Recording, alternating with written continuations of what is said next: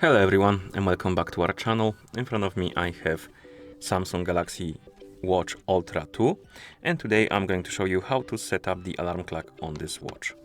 So let's get started.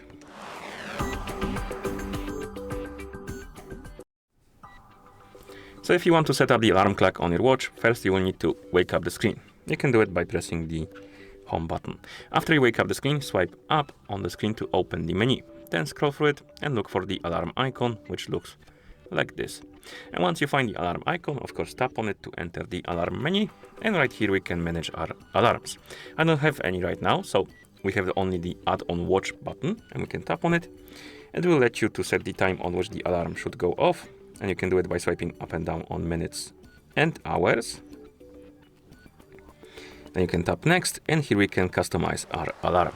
We can tap on repeat weekly option, and here you can choose the days on which the alarm should go off. For example, Monday, Wednesday and Saturday. Then we have alarm name. You can edit the name of the alarm. Go up, disappear, thank you. Okay, then we can change the alarm sound. You can also enable and disable the sound if you want to, and we can change the ringtone for it.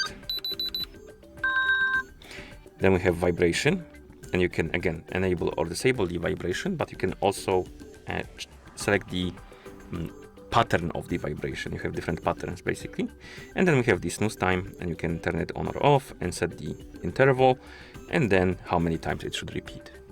And once you're done, you can tap on save, and your alarm will be created and added to the menu right here. And you can turn it on and off. You can add multiple alarms, of course. So if we set up one quickly, we should have alarm as well.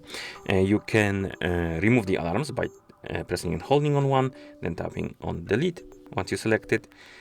And I believe that's about all when it comes to the alarms. So that's how you set up the alarm clock on this watch. So if you found this video helpful, please consider subscribing to our channel and leaving the like on the video. Thank you for watching and see you in the next one.